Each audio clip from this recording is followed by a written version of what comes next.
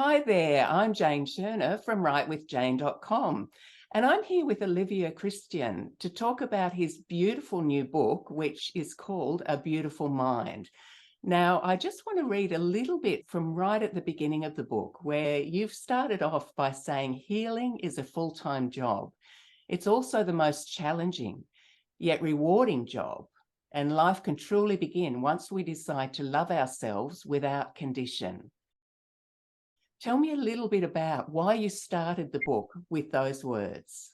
It's funny because when you have a mental health crisis, it kind of everything comes pouring out, all the bad. So all of the self-neglect comes pouring out of you. And I think what I've come to realize and why I put it at the beginning was when you learn to listen to yourself and your desires and your needs and follow that, that really is that missing puzzle piece that I think so many people are looking for when they just feel empty. Because for the first 25 years of my life, it was something's missing and I don't know what. And I've come to realize that was very much just self neglect and me not listening to myself and self abandoning and people pleasing. And I've really learned to just disregard everybody else's expectations of me and follow what is truthful and authentic for myself. I guess that hasn't been an easy journey. And for a lot of people in that space, before you got to that place where you were able to listen to yourself and you were able to start providing self-care and self-love, what would you suggest for people who aren't quite there yet? They're feeling that loss, that empty feeling that you described. What are some suggestions that, if this resonates with them, what could they be thinking about doing? That's a good question. Mm. I would say I'd start by distancing yourself from any unhelpful energies or people in your life and start really look at your week, plan your week, and look at how much you're doing for yourself. I speak to a lot of people because I coach people as well with my singing and acting studio. And anyone who knows a vocal coach is also a therapist. So I speak to a lot of my students and they very much open up to me about, just like life and why it's like, like it's been a hard week, it's been a struggle. And I say, how much of your week has been about your passion and your desires? Like what does your week look like? And they say, well, I work 9 to 5, 5 days a week, go home, make dinner, go to bed. And I said, so when's when's the bubble bath? When is that walk for your mental health in the morning? Where is the exercise? Where is, where's the clean eating? Where is like all of these things that are forms of self-care? I'm like, you haven't put that in your week at all. You should try and put at least 3 things in your day. If it means waking up early, I guarantee if you get up early and exercise, you're going to have more energy than if you didn't wake up early and exercise. So it's just about prioritizing yourself more because it's so habitual for so many people to just do the 9 to 5 and disregard their health and well-being, truthfully, because a lot of us have an underlying belief that we aren't deserving of it. And I think question that because simply by being, you are deserving. Everyone is. So I think really just creating healthy routines, distancing yourself from people who are unhelpful, and also having idols, people who you really look up to, look at them and see what they do and see who they are and how they act and how motivated they are and match that, you know? I think that's a really great way, a really great place to start. And what a great thing you said, that I've never heard anyone say it like this, that just by being, you are worthy. Oh, absolutely. Oh, cutting away any of the white noise around the reality of that, isn't it? That's very, very powerful. And what's so interesting is that we've worked together on getting your book out there through the publishing process and all the various edits and what have you. So I feel like I've come to know you quite well, but I had never joined the dots between the fact that you're a vocal coach and that there is therapy involved in that. And I get that because for people to find their voice, Mm. is a big deal. And of course, sorry, I will let you get a word in edgeways. No, no, no, no, no. What you said earlier, that piece about listening to yourself. Well, if you don't have a voice, then what is there to listen to?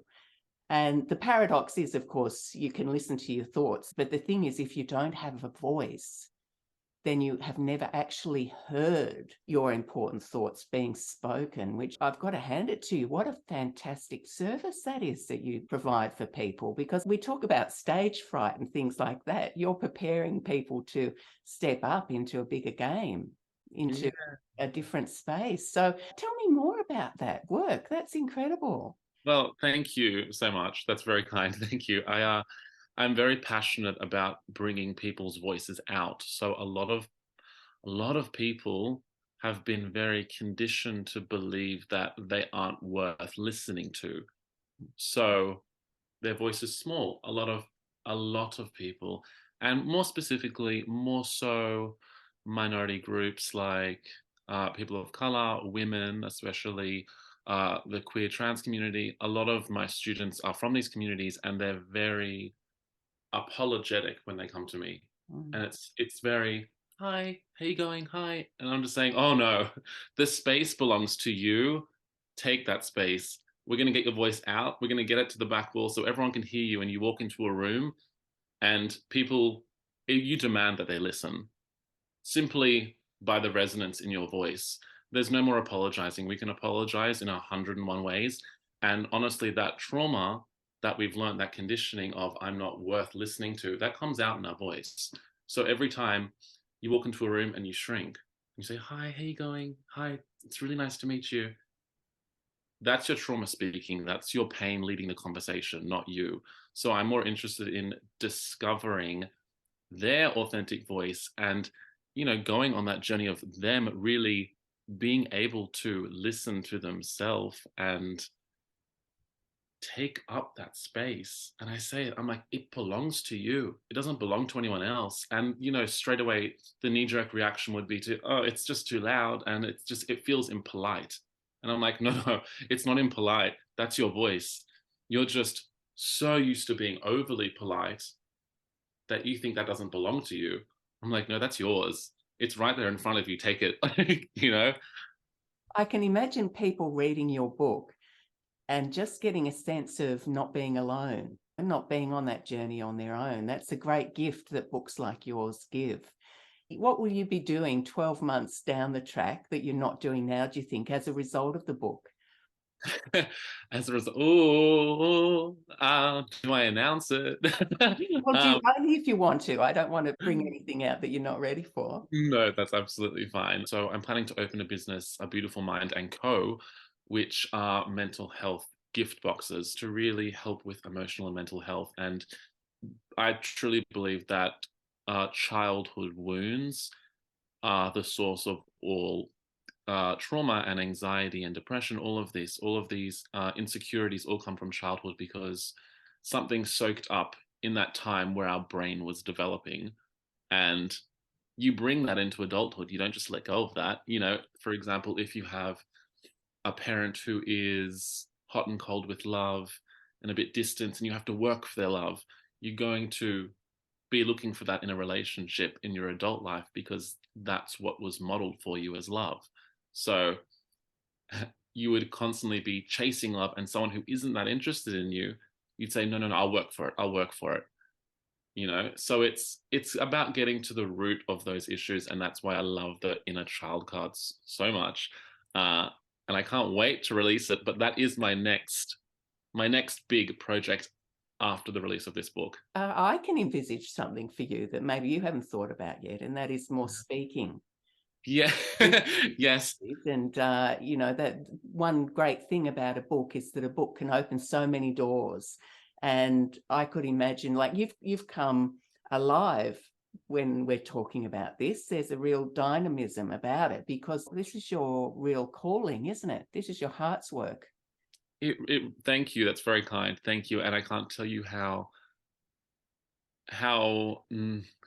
healing that is for me to hear that as well from you, because I think there's nothing more fulfilling than finding your calling and your purpose in life. And it really feels like that. It really feels I was just here to help people and help. Mm.